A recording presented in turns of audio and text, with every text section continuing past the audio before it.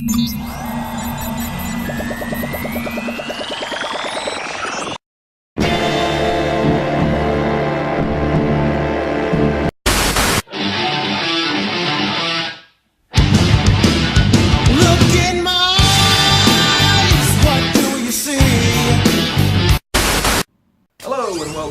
another edition of the Halcyon Blink. My name's Lorne Rising, I'm going to be your host for this episode. And on this edition, I'd like to talk about Avengers 4.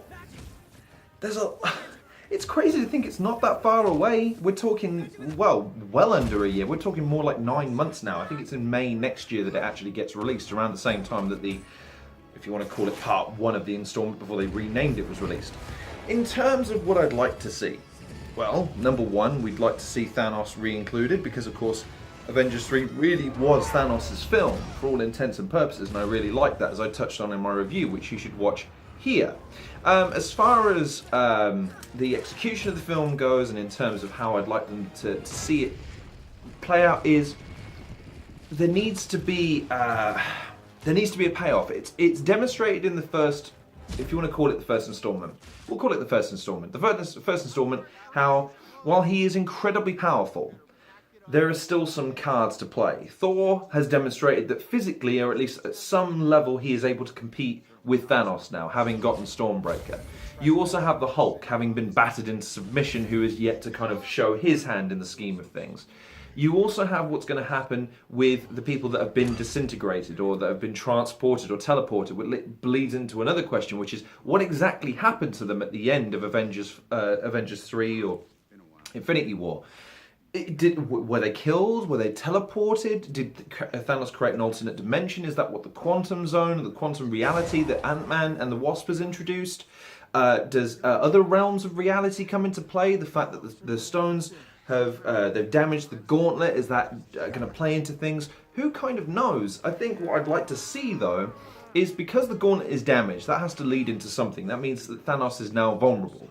But it also means that potentially the Avengers have not the easiest of routes to get back to. The thing that I would like them to see, I'd like to avoid, if at all possible, is a Nexus moment where it all leads back to the moment where he clicks his fingers.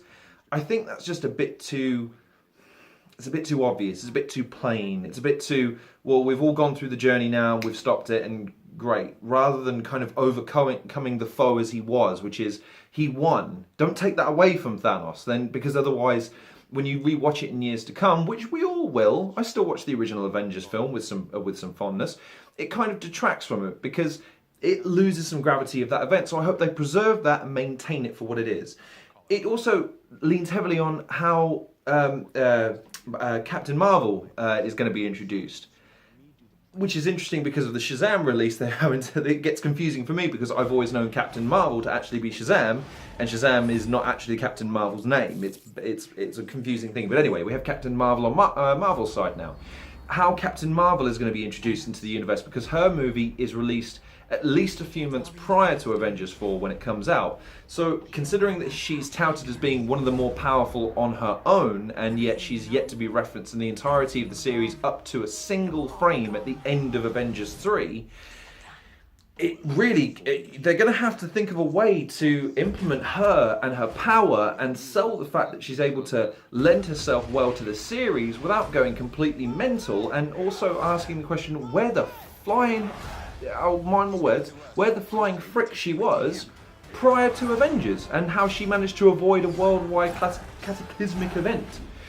What I'd like to see, though, is to have the main characters from the original Avengers films get their send-off, and I think we all agree with that. We want to see Captain Rogers have his happy ending, or at least be given a send-off worthy of the character if he must sacrifice himself to save someone else. Same with Tony Stark, same with Black Widow. If she's not going to get her own film, it'd be nice to see her get her moment to shine. Kind of in Avengers she was given a few moments, but not really enough that I would give her credence to say she's now had her moment. I still feel that she's owed that as a character because I think she has a lot to give. Hawkeye, again, considering that he made a very distinct lack of an appearance in the third film, others as well.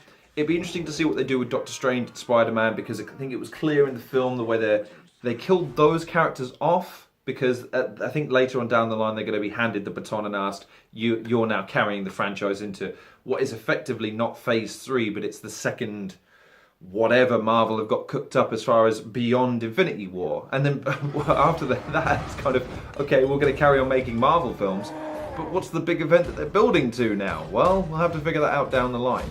But as far as Avengers 4 and this monumental build of over 10 years worth of storytelling, movie, magic and acting, casting choices and stories and plot points and weaving and all this jazz, what I hope is that Thanos isn't just swept to the side.